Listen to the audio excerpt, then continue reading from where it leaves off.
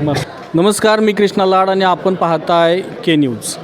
हिंदू परंपरेनुसार हुताशनी पौर्णिमेनंतर म्हणजेच होळीनंतर बऱ्याच ठिकाणी म्हणजे राधानगरी तालुक्यातील येवडे असेल, राधानगरी, कसबा तारळे, दुनग, मानवड, ठिकपुर्ली अशा विविध गावांमधून देवीचा उत्सव मोठ्या प्रमाणात साजरा केला जातो. त्यामध्येच एक असणारं येवडे हे गाव साधारण 3,500 लोकसंख्या असणाऱ्या या गावामध्ये भावेश्वरी हे ग्रामदैवत आहे. भावेश्वरी अर्थात येवडेची अंबाबाई म्हणून हे देवस्थान जागृत आहे आणि सर्वत्र प्रसिद्ध आहे. तसं जर बघितलं तर चैत्रा दिवशी म्हणजे चैत्र पाडव्या दिवशी या गावातील या देवीची यात्रा असते, उत्सव असते. परंतु याची सुरुवात जी असते जवळपास 15 दिवस अगोदर या यात्रेचं नियोजन केलं जातं. यात्रेचे संपूर्ण अपडेट्स, या यात्रेतील कार्यक्रमांचे संपूर्ण अपडेट्स, या गावाचा महिमा, या देवाचं महात्म्य हे सर्व काही आपण आमच्या के न्यूजच्या माध्यमातून कव्हर करणार आहोत आणि हे जिल्हाभरातील प्रेक्षकांसमोर आणणार आहोत.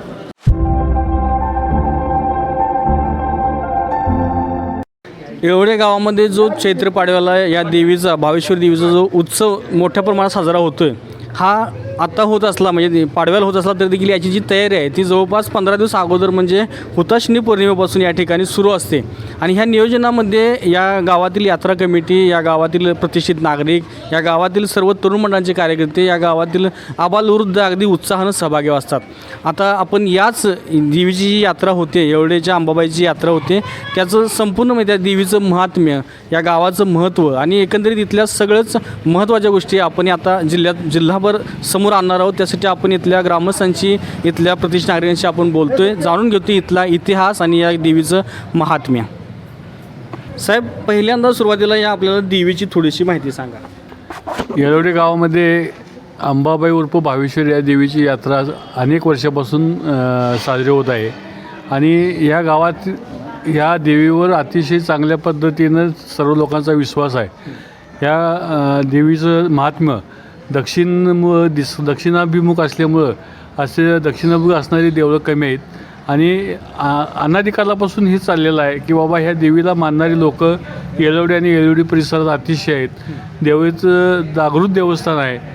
या देवीचा लोक वेगवेगळ्या पद्धतीनं त्यांना मागणी करतात, गाळाने घालतात किंवा नवस करतात आणि भागातील लोकांचा फार विश्वास ह्याच्यावर आहे. तसंच ह्या देवीची शपथ खोटी कोण घेत नाही, कारण ह्या देवीची खोटी शपथ घेतली तर त्याला प्रायश्चित्त मिळतं अशी ती पहिल्यापासून एक आख्यायिका आहे. तर त्यामुळं आमच्या गावामध्ये कोणतीही वाटाघाट मिटवायची असेल किंवा काय असेल तर शेवटला अंबाबाई देवाच्या शपथेवर हे केलं जातं आहे, निकाल दिला जातो आहे. तर इतकं लोकांचा त्याच्यावर विश्वास आहे आणि लोकांमध्ये अतिशय चांगली भावना ह्या देवीबद्दल आहे. आणि हिची यात्रा गुढीपाडव्याच्या दिवशी आणि त्याच्या आधी 2 दिवस अशी होत असते, चैत्र पाडवा म्हणून. तर ह्या कार्यक्रमाचं नियोजन असं आहे की 2 दिवस आधी म्हणजे यात्रेच्या मुख्य दिवसाच्या 2 दिवस आधी कुस्तीचं मैदान असते. ती आता एकूण ही यात्रा सुरुवात होती ती धुलिवंदनाच्या दिवशी ह्या यात्रेची पहिली हे घेतली जाते, नारळ ठेवला जातो आहे. सर्व गावातील ग्रामस्थ, यात्रा कमिटी आणि सर्व ग्रामस्थ सर्व मिळून ह्या देवीच्या समोर त्याविषयी यात्रा ठेवतात आणि त्याला गाळा घालतात की ही यात्रा सुरक्षित आणि कोणताही धोका न होता सर्वांना व्यवस्थित पार पाडावे असं गावचे देवाचे गुरव मनोहर निळकंठ हे गाळा घालतात आणि नारळ ठेवला जातो आहे. नारळ ठेवण्यापाठीमागचा उद्देश आहे की ही यात्रा अतिशय चांगल्या पद्धतीनं पार पाडावी, निर्विघ्नपणे पार पाडावी आणि अतिशय योग्य प्रकारे कोणताही अडथळा न येता ही यात्रा पार पाडावा अशा पद्धतीचं गाळण असते. आणि सगळ्यांचं यांचं रक्षण करावं किंवा यांचं संरक्षण करा किंवा गावात कुठल्या अनाठाई प्रकार घडू नये अशा प्रकारचं गाळानं घालून गुरुवांचे असते हे आणि पोलीस हे देवपूजा पाटील किंवा आमचे सर्व ग्रामस्थ यांच्यामार्फतून नारळ ठेवला जातो आहे. आणि नारळ ठेवल्यापासून खऱ्या अर्थानं यात्रा सुरुवात झाली असेल. आणि त्या दिवशी ह्या सर्व गावातल्या लोकांची गाव मिटिंग म्हणजे गावातल्या सर्व नागरिक, यात्रा कमिटी, सर्व तरुण मंडळे आणि सर्व लोकांना यात्रेच्या नियोजनाबद्दल सूचना मांडण्यासाठी गाव मिटिंग घेतली जाते. आणि त्या गाव मिटिंगमध्ये ज्या ज्या सूचना येतील त्यांचं पालन करण्याची जबाबदारी गाव यात्रा कमिटीवर आहे. आणि त्याप्रमाणे सर्व कार्यक्रम त्याविषयी ठरवला जातो आहे. यात्रा कमिटीमध्ये ज्या सूचना येतात त्याप्रमाणे पुढची कारवाई चालू होते. आणि त्याच दिवशी गावामध्ये 2 तमाशे असतात यात्रेच्या निमित्तानं. ते तमाशा ठरवण्याचा कार्यक्रम होत असते. आणि त्या दिवशी मग 4-5 तरुण तमाशाची मंडळं आली असतात. त्या मंडळाच्याकडून चर्चा करून 2 तमाशे ठरवले जातात. अशा पद्धतीने इथं कार्यक्रम केला जातो. ह्यामध्ये सर्वांचा सहभाग असतो. फाल्गुनी धर्माप्रमाणे फाल्गुन हे शेवटचं वर्षाचा दिवस असल्यामुळं तोच दिवस आमच्या यात्रेचा आहे. आणि चैत्र गुढीपाडवा हा नवीन वर्षाची सुरुवात आहे. अशा पद्धतीचे याला पौराणिक इतिहास आहे. अशा पद्धतीची यात्रा आहे. खऱ्या अर्थानं जे मराठी नवीन वर्ष सुरू होते 31 डिसेंबर मराठी धर्माचा त्याप्रमाणे ते होते. गावाला राजकीय वारसा, शैक्षणिक वारसा, सांस्कृतिक वारसा असा सर्वच क्षेत्रातील एक चांगला भूषणावा वारसा आहे. त्यानिमित्तानं थोडीशी गावाची माहिती घेऊया आपण. गावाविषयी कसं सांगाल? गावाच्या बाबतीत जर बोलायचं झालं तर आत्तापर्यंतचा इतिहास आहे की कुठलीही राजकीय निवडणूक लोकशाही पद्धतीने निवडणूक घेतली जाते आणि निकाल होईपर्यंत ज्या पार्टीचा कार्यक्रम जसा तो करत असतो. पण निकाल झाल्यानंतर गाव म्हणून आम्ही सगळं एकत्र असतो आणि कुठलाही तंटा गावाच्या बाहेर जाऊ नये या पद्धतीने पूर्वीपासून पद्धत अशी चालवली आहे की तालुक्याला वाद न्यायचा नाही. काय असो तो वाद इथं अंबाबाईच्या मंदिराच्या चौकात बसून इथं मिटवायचा आणि बहुसंख्य वाद इथं बऱ्याच प्रमाणात मिटवलं जातात. आणि लोक विसरून जातात निवडणुकीचा कार्यक्रम. ज्या दिवशी निकाल झाला त्या दिवशी जसा तुझा विषय संपला. त्याच्यानंतर सगळे आम्ही एकत्र राजकीय सगळ्या पक्षाची माणसं एकत्र येऊन गावाच्या विकासाकरता जे काही करता येईल, मग कुठल्याही पार्टीच्या कुठल्याही आमदार खासदार कोणाला जायला तर गाव मिळून आम्ही त्या सहभाग होऊन गावाला कसा विकास करता येईल या दृष्टिकोनातून गावाचा विचार केला जातो. आणि त्या पद्धतीने तरुण मुलंसुद्धा वयोवृद्ध माणसंसुद्धा ह्या गोष्टीला सहभागी होतात. आणि अंबाबाईच्या यात्रेच्या संबंध बोलत असताना पूर्वीपासून माघारणी वगैरे जे आहेत किंवा गावातली माणसं आहेत त्यांचा एवढा श्रद्धा आहे की एखादं नवस बोललं तर ते नवस शक्यतो पुरं होतं. आणि ते पुरं झाल्यानंतर 2-2 वर्ष सलग दंडवत घातला जातो. कारण अंबाबाईच्या नवस पेढ्याकरता दंडवत घालायची पद्धत आहे. आणि त्याच पद्धतीनं सणकाट्या पूर्वीपासून आमच्या इथं जे चालू झाल्या ते सकाळी दंडवत झाल्यानंतर सणकाठी प्रत्येक शेतातून प्रत्येकजण आपापल्या कोणी जनाकडून कोण मोटरीकडून आणतो. आणि त्या पद्धतीने अंबाबाई याच्या भोवत्याने गावाच्या भोवत्याने मिरवणूक काढून ती 12 वाजेपर्यंत इथं बांधली जाते. परत 12 नंतर 2 नंतर परत त्याची आणि परत मिरवणूक चालू होती आणि 6 वाजेपर्यंत ती श्वासनकाठीचा कार्यक्रम चालू असतो. हा सार्वजनिक लोकांचा या गोष्टीला एवढा विश्वास आहे की त्यामध्ये सर्व गाव आसपासच्या परिसरातील लोक हे पंचक्रोशीतील सर्व लोक इथं येऊन हा कार्यक्रम उत्साहानं पार पाडतात. आणि कधी तंटाबकेटा होऊ नये याकरता ग्रामस्थ मंडळ, सर्व तरुण मंडळ काय वैयक्तिक असतील ते विसरून या कार्यक्रमात सहभागी होतात. गावची माहिती सांगताना यांच्याकडून एक विशेष उल्लेख केला आणि खरोखर हा विशेष उल्लेख करावाच लागेल. कारण आता जर बघितलं तर गावोगावी तंट्याचं प्रमाण वाढलेलं आहे. आणि हे जे तंटे आहेत ते कोर्ट कचेरी तालुक्यापर्यंत जिल्ह्यापर्यंत गेल्याशिवाय मिटत नाहीत. परंतु याने एक उल्लेख केला की याच ठिकाणी सगळे तंटे मिटवले जातात जेणेकरून बाहेर हा गावातला तंटा गेला नसला पाहिजे. आणि विशेष म्हणजे या यात्रेला पोलिसांचा बंदोबस्त देखील नसतोय. हे स्वतःच्या जबाबदारीवरती हे गाव हा उत्सव मोठ्या प्रमाणात साजरा करतं आहे. हे गाव लोककला जपणारं गाव म्हणून पण समजलं जातं. या गावात जे 2 तमाशे आहेत त्याविषयी थोडंसं काय सांगाल? 20 वर्षापासून ही तमाशाची प्रथा आहे. त्यामध्ये दानपट्टा होता, खेळणे होतं काय. त्यानंतर 5 तमाशे असायचे 5 तिकटीवर. का तर माणसं बसायला जागा नाही. त्यामुळं आता ते कटवीत काय आले 2 तमाशे राहिलेत. एक अंबाबाईच्या देवळापाशी आणि एक मारुतीच्या देवळापाशी असे 2 तमाशे आता चालू आहेत. तर ते रात्रीचं पालखी सोहळा झाल्यानंतर साधारण 11 दरम्यान तमाशे चालू होतात. गावकरी सगळे एकत्र येऊन ते उद्घाटन करतात दोन्ही तमाशाचे.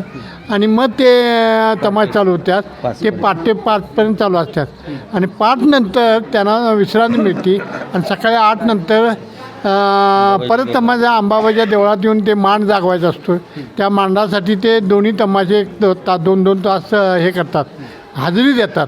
आणि ते हजेरी अंबाबाईला पोच झाल्यानंतर ते मग तमाशा बंद होतो आहे. आणि तमाशा बंद झाल्यानंतर ते काय ते कळस निघतो कळस. आणि कळस निघाल्यानंतर ते कळस सोंग असतं आहे. ते सगळे गावकर जाऊन त्या डोण्याच्या घरात तो मान असतो तिथं जाऊन गावकरांनी चहापाणी करायचं आणि मग यात्रा समाप्त झाली असं त्याचं उद्दिष्ट आहे. तमाशा हा जो प्रकार आहे हा लोककला जागवणारा प्रकार आहे. पूर्वीच्या काळी मनोरंजनाची साधनं उपलब्ध नव्हती किंबहुना त्याला मर्यादा होत्या आणि त्यातूनच हा लोककलेचा जन्म झाला आणि ती जी परंपरा आहे ती प्राचीन शेकडो वर्षांची परंपरा अजूनही आत्ताच्या आधुनिक युगात देखील हे एवढे गाव जपतंय हे देखील कौतुकास्पद आहे. जसा या गावात तमाशाचा फड रंगतोय तसंच या ठिकाणी कुस्ती देखील मोठ्या प्रमाणात या ठिकाणी स्पर्धा भरवल्या जातात. याविषयी थोडंसं जाणून घेऊया. कसं सांगाल की बाबा कुस्तीसारखी स्पर्धा अजून देखील जिवंत ठेवण्याचं एक चांगलं काम करते एवढे? कुस्ती स्पर्धा ही परंपरा पूर्वीपासून फार पूर्वीपासून या एवढ्याला चालू आहे. बरेच वर्षापासून चालू आहे आणि त्या कुस्ती मैदानात भागातनं बरेचसे पैलवान येतात. ती परंपरा जोपासली जाते आणि ती परंपरा कायम जोपासावी यासाठी गावकर मंडळींनी स्वतः आणि गावातल्या काही मंडळींनी व्यक्तिगत बक्षिसं देऊन मैदान जितक्या पद्धतीनं मैदान मोठं होईल, लहान मुलांना जसं कुस्तीची आवड लागेल, इतर काही लोकांच्या ह्याच्या अशा पद्धतीची ती कुस्ती मैदान नियोजन केलं जातं आहे. आणि वर्षी पहिले 1 नंबरची कुस्ती 21,000 रुपये नेताजी श्रीपती पाटील यांनी दिलं. 2 नंबरच्या कुस्तीचं पैसे संजय आनंद मिश्रा आणि तानाजी बाबूराव पाटील यांनी दिलं आणि 3 नंबरच्या कुस्तीचे बक्षीस बंटी पाटील ग्रुप संजयराव लक्ष्मण पाटील यांनी दिलं आणि ही नंबरचे कुस्तीचे पैसे दिलीप दत्तात्रय पाटील वस्ताद यांनी दिले. यांच्या स्मरणात त्यांनी दिलं. अशा परंपरेनं आमच्या गावातली कुस्ती परंपरा चालावी यासाठी बरेचसे लोक उत्स्फूर्तपणे त्या मैदानाकडे सहकार्य करतात. काही कुस्ती हा खेळ प्रकार कायमस्वरूपी राहावा यासाठी हे गाव नेहमीच प्रयत्न करेल असा एक विश्वास या ग्रामस्थांनी दाखवला आहे. आता आपण थोडंसं त्या पोलिसांच्या बंदोबस्ताविषयी घेऊया. गावामध्ये तुमच्या यात्रेच्या काळात पोलिसांचा बंदोबस्त नसतोय, ही जबाबदारी तुमचं ग्राम जी कमिटी आहे किंवा जे गाव आहे ते संपूर्ण घेते. काय थोडंसं सांगाल याविषयी? नाही, आता बरीच वर्ष काय झालं आहे, तंटामुक्तीवर पोलीस खात्याचा पूर्ण विश्वास आहे की पोलिसांनासुद्धा माहीत आहे की एवढ्यात आपण जायची सुद्धा गरज नाही. कारण इथलं तंटामुक्त जे म्हणजे पहिल्यापासून आमच्या इथं तंटामुक्त कधी झालं आहे हे आता एक 20 वर्षापूर्वी. ह्याच्या अगोदर गावकी 150 वर्षापासून हे गावकीचा एक 9-10 जण लोक पुढारी लोक होते आणि त्यांची अशी वचक होती. त्यानंतर हे तंटामुक्त परत झालं आणि ह्या तंटामुक्तावर पोलिसांचा विश्वास असल्यामुळं राधानगरीचं पोलीस असू दे इकडं कोणीही फिरकत नाही. तंटामुक्ती आणि गावातील तरुण मंडळसुद्धा गावकीतल्या माणसांनी जर सांगितलं बाबा काठी पुढं घे, जरा तुझा आवाज कमी कर, तर ते पूर्ण मंडळ सहकार्य करतात तंटामुक्ताला. त्यामुळं पोलिसांची इथं काय भासत नाही जाणीव त्यांची. एक चांगला मेसेज आहे. म्हणजे गावातील ज्येष्ठ लोकांचं जे ऐकणं म्हणून प्रकार आहे. म्हणजे आता जर बघितलं तर तरुणांच्यात हुल्लडबाजीचं प्रमाण जास्त असते, परंतु एवढे गावातील तरुण याला अपवाद ठरतील हे नक्की. मात्र साधारण जर बघितलं तर ह्या गावच्या विषयी जो थोडं सन्मानजनक म्हणजे शिरपेच्या तुरक होणारे जे कोणी शिक्षण क्षेत्रात असेल, कोणी वेगवेगळ्या क्षेत्रात असतील, काय सांगू शकाल गावाच्या कौतुकाविषयी? एवढे गावात तसे आय एस अधिकारी 1-2-4 झालेत आता ह्या स्पर्धा परीक्षेमुळं. भारतीय सैन्यात आहेत, पोलीस आहेत, नंतर आमच्या इथल्या 2 मुली तलाठी झाल्यात, काही मुलं ग्रामसेवक झाले, कृषी अधिकारी झालेत. गावाबरोबर ही पाडव्याची परंपरा जपत शिक्षण क्षेत्रातसुद्धा आमचं गाव चांगलं आहे. आणि एवढंच नाव काढलं की तालुक्यात, मी आता उपसभापती म्हणून काम केलं आहे, एवढंच नाव काढलं की तालुक्यात असेल जिल्ह्यात असेल आदरा नाव घेतात. कशामुळं ही आमची गाव कमिटी आहे ह्याच्यामुळं. आणि आमच्या म्हणजे आमच्या या कमिटीचा एक हे सांगतो, आमच्या खेळा दिवशी जे किसना लायकरचे गाव होते त्यांचा रंग मारला तो गावकर म्हणजे त्याला VIP ट्रीटमेंट असते. त्या रंग बघितला कोणीही दंगा करत नाही. म्हणजे त्यांना एक मान देतात. अच्छा, अशी ही परंपरा आहे खेळा दिवशीच. त्यामुळं आताशबाजी असते. आताशबाजी जवळजवळ आताशबाजी जोरात म्हणजे पूर्ण पंचकृषीतनं हे आताशबाजी डोंगरावरून बघतात. वाडी वस्ती लोक एवढी मोठी आमची आताशबाजी असते 10 वाजता. आणि पालखी सोहळा जो आहे त्याला धनगरी ढोल, लेझिम, त्याला कोणताही इलेक्ट्रॉनिक वाद्य नाही, सर्व हातांवाद्य, सगळं हातांवाद्य पारंपरिक वाद्य असते. आणि एवढीची यात्रा ही पूर्ण महाराष्ट्रात प्रसिद्ध आहे. आणि मोरे कुटुंब जे आहेत ह्या मोरे कुटुंबाचं तोरणाचा मान आहे. जवळजवळ तोरणासाठी म्हणून कमी कमी आमच्या गावासाठी एका दिवसात 2000 नारळ जमतात. मग त्यातले नारळ ह्या आमच्या शासनकाठ्या जे आहेत त्यासनी एक मान दिला जातो. त्या 13 शासनकाठ्यासनी गावकर असणे हे 12 बलू पालखीचे 12 बलूदार गावकर हुंबरा टू हुंबरा प्रसाद जातो दुसऱ्या दिवशी. असा या आमच्या पालखीचा उद्देश आहे. आणि हे पाठीमागचे जे मंदिर आहे अंबाबाई मंदिर, हे जे जुने गावकर होते त्यांनी टनाला 30 रुपये काढून हे सर्व मंदिर उभा केलेलं. ह्याला कुठल्या आमदारांचा खासदारांचा जिल्हा परिषद सदस्यांचा निधी नाही. नंतर माघारणी आणि बाहेर काही ठराविक लोकांनी ह्याला दिला किंवा कुठल्याही मंत्र्यांचा वगैरे आमदारांचा इथनं झालेल्या मागच्या कोणाचाही ह्याला निधी नाही. हे गाव फक्त जो हॉल आहे ते फक्त संपत बापूच्या फंडातनं झाला आहे, एवढं झालं. त्यामुळे हे अंबाबाईचं देवस्थान अतिशय पवित्र आणि कठोर. आणि साहेबांचं असं सांगितलं, अंबाबाई शपथ कोणी आमच्या गावात खोटी देत नाही आणि घेत बी नाही. याच्यातनं एक उल्लेख आला की 12 बलुतेदारांना पण यात सगळीकडं एक स्थान असते. कसं सांगाल, म्हणजे साधारण सामाजिक दरी इथं नाही दिसत, सर्व धर्म समभाव म्हणा किंवा सामाजिक एकता. कसं असते, आमच्या गावची आतषबाजी प्रसिद्ध आहे. त्यासाठी हे 12 बलुतेदार समाजांचं योगदान महत्त्वाचं आहे. कुंभार समाज असेल, सुतार समाज असेल, लोहार समाज असेल, बाकी सर्व समाज असतील किंवा भजनी मंडळ आहेत आमच्या गावात. सोंगी भजनी मंडळ, पूर्वीची प्रसिद्ध सोंगी भजनी मंडळ आहेत, त्यांचं सहकार्य असेल. विविध स्वयंसेवी संस्था येतात. आता गावाचा यात्रेचा खर्च फार मोठा असतो. मग त्यासाठी आम्ही गावकर मंडळ जे आहेत ते सगळे त्यांची स्वतःची वेगळी वर्गणी असते, कुस्तीसाठी वेगळी वर्गणी असते. आणि यापूर्वी आम्ही ठराविक जे प्रत्येक घरपती म्हणजे हुंबऱ्याला पूर्वी आपण एक ठराविक रक्कम आम्ही घेत होतो. तर अलीकडच्या आमच्या तंटामुखच्या मिटिंगमध्ये असं ठरलं की स्वइच्छेनं प्रत्येकाकडनं काय असेल ती वर्गणी घ्यायची.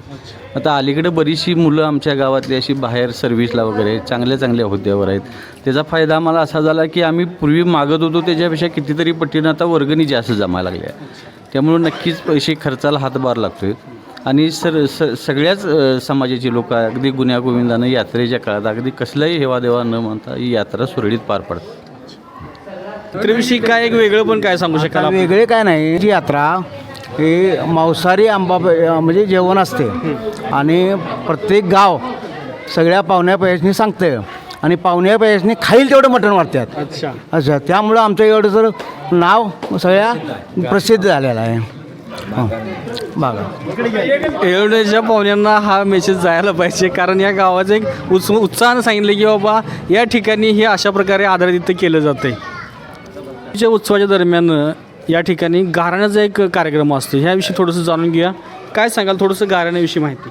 येळवडे गावामध्ये या उत्सवामध्ये एक महत्त्वाची एक भूमिका बजावली जाते. आमच्या गावचे बाबुराव यल्लाबा कांबळे म्हणून एक गाऱ्हाणे घातले जाते की येथील गावकऱ्यांचा एवढा विश्वास आहे की जे गाऱ्हाणं घातलं जातं ते देवीकडून आपल्याला म्हणजे मिळालं जातं, असं गाऱ्हाणं ते आहे. मग काही लोक आपापल्या परीनं की कोण 1000, 500 अशी रक्कम देऊन आपापली काय आहे मनातली जी सुप्त इच्छा आहे ती देवीपुढे मांडली जाते आणि ती बाबुराव यल्लाबा कांबळे हे त्यांच्या भाषेमध्ये सांगितली जाते ते. आणि त्यामुळं गावात अगदी विश्वासानं हे सगळं ऐकायसाठी बरीच लोक जमलेले असतात. एकंदरीत या ठिकाणी जे उपस्थित आहेत या गावातील प्रतिष्ठित नागरिक, या कमिटीतील सर्व सन्माननीय सदस्य, या गावातील पदाधिकारी, ज्येष्ठ नागरिक सर्वांशी आपण बोललो. एकंदरीत या गावातील यात्रेविषयी जी माहिती घेतली, देवीची महती जाणून घेतली, या गावचं महत्त्व जाणून घेतलं, या गावचा जो विकासाचा आलेख आहे तो देखील जाणून घेतला. आणि येणाऱ्या ज्या चैत्र पाडव्या दिवशी जी यात्रा होणार आहे त्या दिवशीचे संपूर्ण कार्यक्रमाचे अपडेट्स देखील आपल्याला त्यांच्याकडून मिळालेले आहेत. आणि एकंदरीत या यात्रेमधील सर्व कार्यक्रमांचे अपडेट्स आम्ही आपल्याला आमच्या के न्यूजच्या माध्यमातून देणारच आहोत. त्यासाठी पाहत राहा के न्यूज. धन्यवाद.